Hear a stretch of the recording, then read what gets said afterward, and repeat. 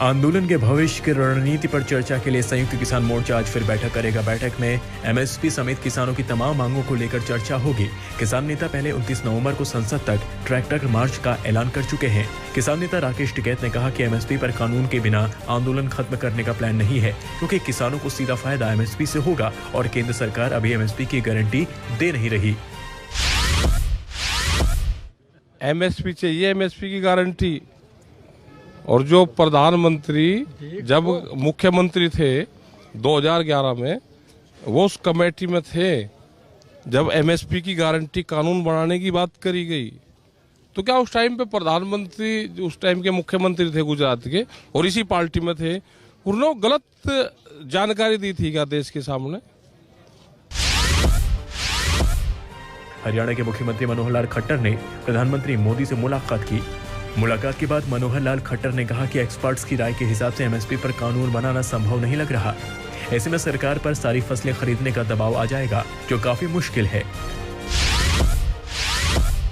RJD अध्यक्ष लालू प्रसाद यादव को AIIMS में भर्ती कराया गया। बताया जा रहा है कि बुखार की शिकायत के बाद लालू यादव को एम्स में भर्ती कराया गया। लालू यादव गुरुवार को ही पटना से दिल्ली पहुंचे थे। यहां तबीयत खराब होने पर उन्हें एम्स में भर्ती कराया गया।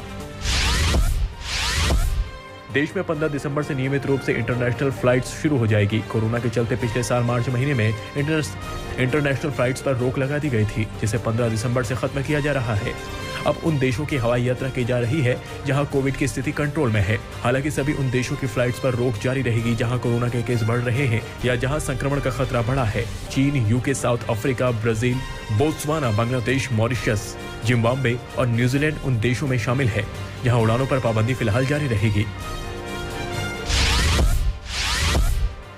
रूस के राष्ट्रपति व्लादिमीर पुतिन 6 दिसंबर को भारत की आधिकारिक यात्रा पर आएंगे।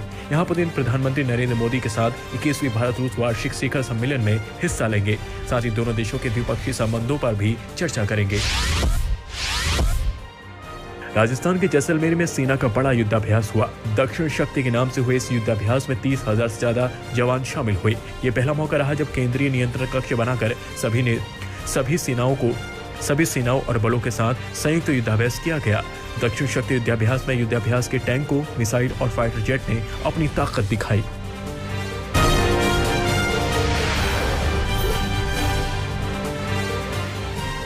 कांग्रेस महासचिव प्रियंका गांधी और समाजवादी पार्टी के अध्यक्ष अखिलेश यादव आज महोबा का दौरा करेंगे। प्रियंका गांधी महोबा में प्रतिज्ञा रैली करेंगी। महोबा के छत्रसाल स्टेडियम में प्रियंका गांधी की रैली होगी। इसे लेकर कांग्रेस पार्टी ने जबरदस्त तैयारी की है। वहीं अखिलेश यादव समाजवादी पार्टी का विजय रथ लेकर महोबा पहुंचेंगे। इसके बाद 1 दिसंबर को महोबा में अखिलेश यादव की रैली होगी।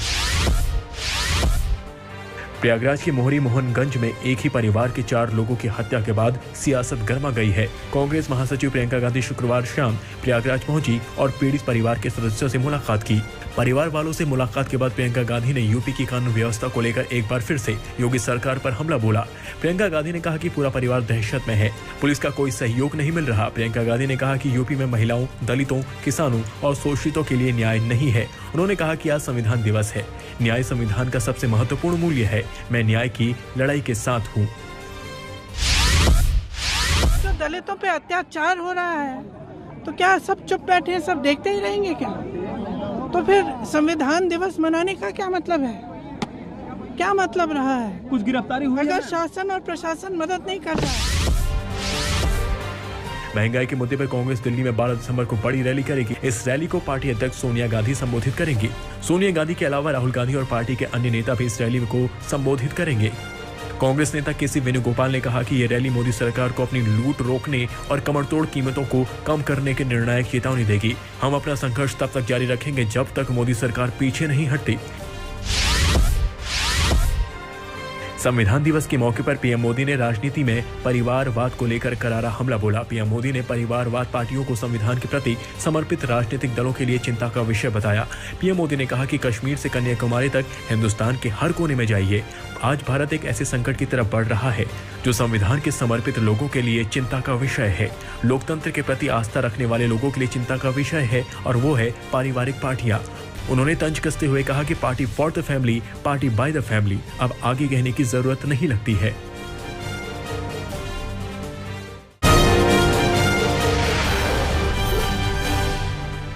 साउथ अफ्रीका में पाए गए खतरनाक वेरिएंट से दुनिया में बड़ा डर। ब्रिटेन के बाद फ्रांस ने भी 48 घंटे के लिए साउथ अफ्रीका से हवाई संपर्क बंद किया।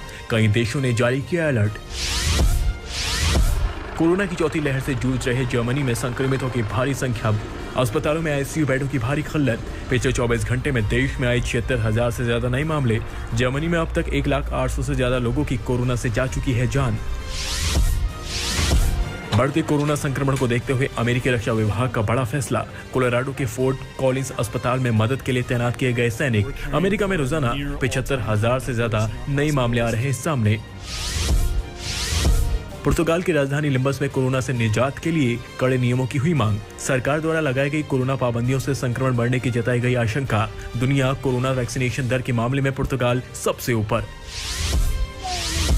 बेलारूस पोलैंड सीमा पर शरणार्थी संकट पर राष्ट्रपति लुकाशेंको का ताजा बयान। शरणार्थी शिविर पर पहुंचे लुकाशेंको ने कहा, शरणार्थी संकट खत्म करने के लिए अपने द्वार खोले जर्मनी और पोलैंड।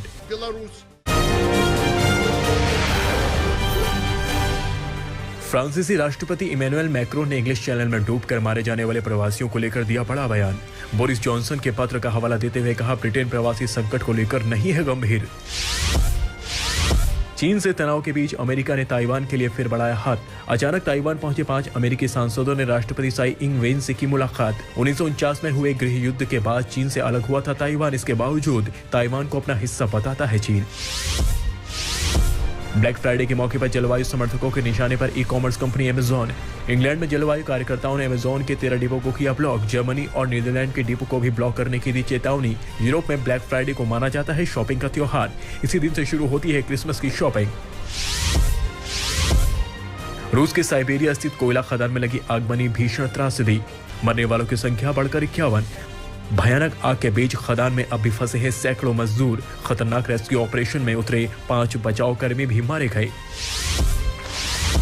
वेनेजुएला के राष्ट्रपति निकोस मादुरो ने क्यूबा क्रांति के नेता और पूर्व राष्ट्रपति फिदेल कास्त्रो को उनकी बरसी के मौके पर राजधानी हवाना में दी श्रद्धांजलि। अमेरिकी नीतियों के धुरविरोधी क्यूबा और वेनेजुएला के बीच हुई कई कूटनीतिक समझौते।